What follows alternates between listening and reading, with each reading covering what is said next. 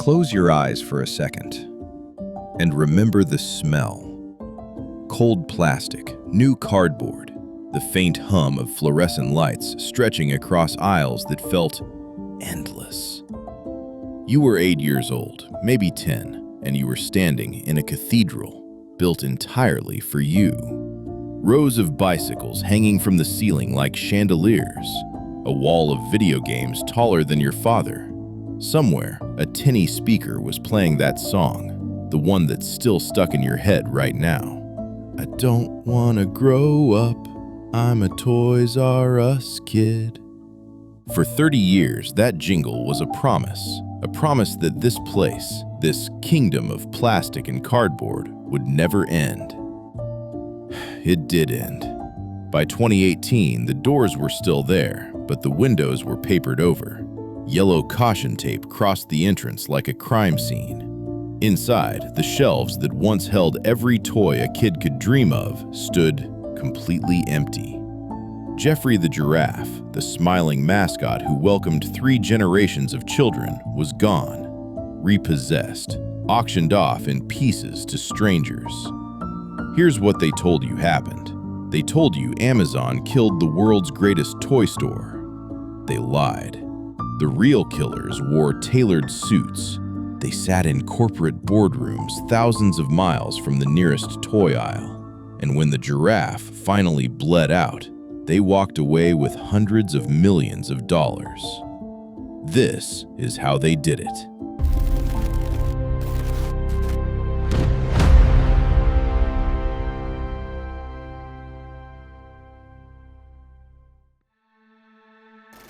Rewind to 1948. A young Army veteran named Charles Lazarus opens a tiny furniture store in Washington, D.C. He sells cribs, he sells bassinets, but he notices something. The parents buying furniture for their new babies keep asking him the same question. Do you sell toys? Lazarus listened, and in 1957, he did something no one in America had tried before. He built a store the size of a supermarket and filled it with nothing but toys, stacked floor to ceiling, every brand, every price point, in stock year-round, not just at Christmas. It worked. It worked almost too well. Within a few decades, Toys R Us wasn't just a toy store anymore. It was the toy store. Analysts had a term for what Lazarus built: a category killer, a company so dominant in its market that smaller competitors simply stopped existing. By the 1980s, Toys R Us controlled roughly 1 out of every 5 toys sold in America, and that kind of dominance comes with a leverage most companies never taste in their entire history. If Mattel wanted Barbie on a shelf, they came to Toys R Us. If Hasbro wanted its newest action figure under a Christmas tree, they negotiated with Toys R Us. The toy store didn't beg the manufacturers anymore. The manufacturers begged them. In 1965, the company gave its empire a face, a smiling, gangly mascot named Jeffrey the Giraffe. The company went public in 1978, and by the 1990s, Toys R Us had grown into more than 1,500 stores, spread across more than 30 countries. Charles Lazarus had built something that looked, for a moment, unbreakable, but empires rarely get destroyed from the outside. And in the year 2005, a group of men in New York boardrooms were about to prove exactly how an empire falls from within.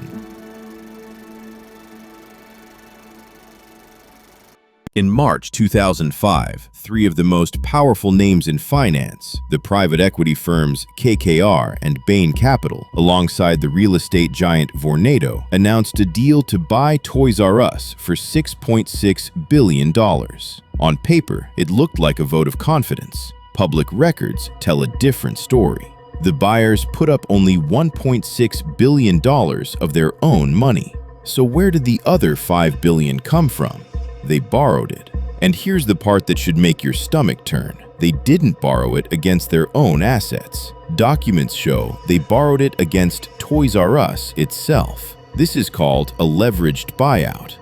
Picture it like this. You want to buy a house, but instead of using your own savings, you take out a mortgage and put the bill in the seller's name. That's what happened to Toys R Us. The company didn't just get new owners in the summer of 2005. It woke up owing more than $5 billion it never agreed to borrow. And almost overnight, credit rating agencies downgraded its debt to junk status, a label that would follow the company for the rest of its life. Now, do the math with me. $5 billion in debt doesn't sit there quietly. It generates interest. Court filings show Toys R Us was paying roughly $400 million a year just in interest before a single toy was sold, before a single employee was paid, before the lights were even turned on in the morning. $400 million a year just to stand still. Congressional records would later reveal something even harder to defend, that the new owners had also collected close to $470 million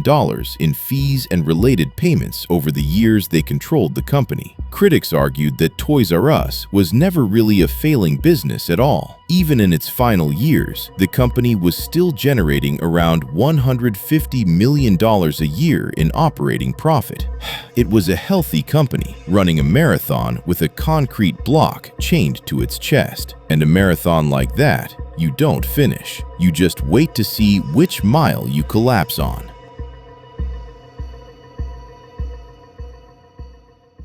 Here's what $400 million a year in interest actually costs a company. It costs the future. While competitors poured money into online shopping carts and same-day delivery, Toys R Us couldn't.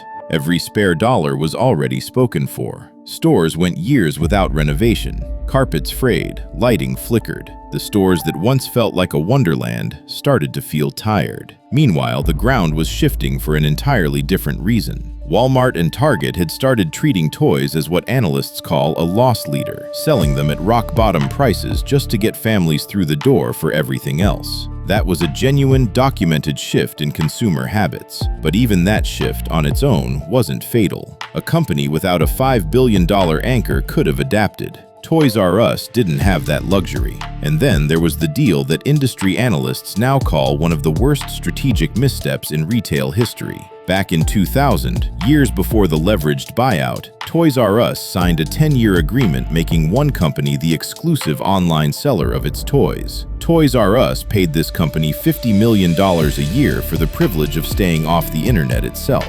That company was Amazon. Think about that for a moment. Toys R Us handed its own digital future to the one company that would eventually replace it. By 2004, Toys R Us discovered Amazon was quietly letting other toy sellers onto the platform, breaking the exclusivity it had paid for.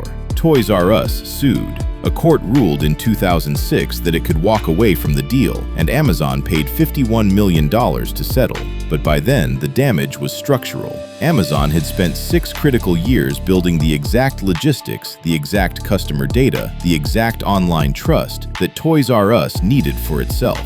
Then came the holiday season of 2017, the season that makes or breaks every toy retailer on Earth. Suppliers, spooked by mounting debt headlines, tightened their shipping terms. Shelves that should have been stocked for Christmas weren't. Toys R Us filed for Chapter 11 bankruptcy that September, promising it would restructure and survive. For 6 months, executives searched for a buyer. Anyone willing to inherit $5 billion of debt that wasn't even theirs to begin with.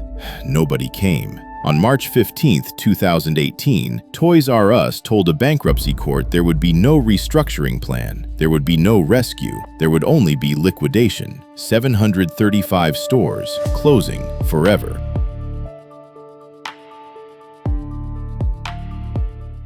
$33,000 people lost their jobs when Toys R Us closed its doors. Cashiers, stock clerks, store managers who had worked there for 20 years. Under bankruptcy law, workers in a full liquidation are not guaranteed severance pay. Most of them got nothing. No severance, no warning package, just a final paycheck and a padlock on a door they used to open every morning. Now, here's the part they didn't want you to notice. 1 week before Toys R Us filed for bankruptcy, court filings show 5 top executives, including the CEO, were approved for a combined $8.2 million in what the company called retention bonuses. A few months later, the company asked a judge to approve another $16 million for 17 executives, framed as an incentive tied to holiday sales targets. Meanwhile, according to court records, the bankruptcy proceedings themselves paid out $56 million in legal and advisory fees, while a hardship fund created for laid-off workers totaled just $2 million. Rank-and-file employees organized. They protested outside Toys R Us headquarters and outside Wall Street offices, demanding severance from the very firms that had loaded the company with debt in the first place. Under public pressure, KKR and Bain Capital eventually agreed to set aside $20 million for displaced workers, months after the stores went dark and only after the story made national headlines.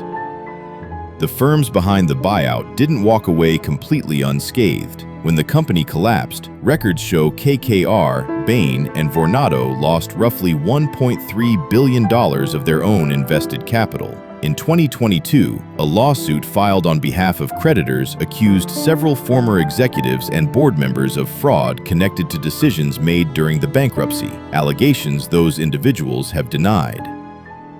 And then, almost as if the story demanded one final, unbearable detail, on March 22, 2018, Charles Lazarus died. He was 94 years old. The man who built a cathedral out of cardboard and imagination, who gave 3 generations of children their own kingdom, passed away exactly one day before liquidation sales began in the stores that still carried his name. He never had to watch them empty the shelves.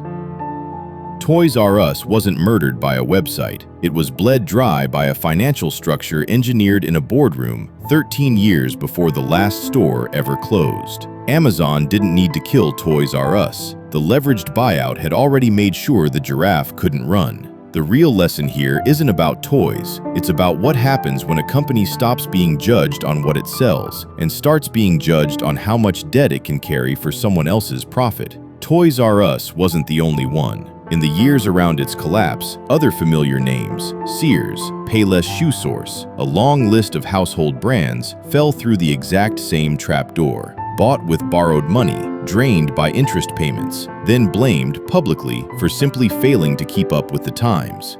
Jeffrey the Giraffe is gone now, but the playbook that killed him is still being run on some other company right now, today.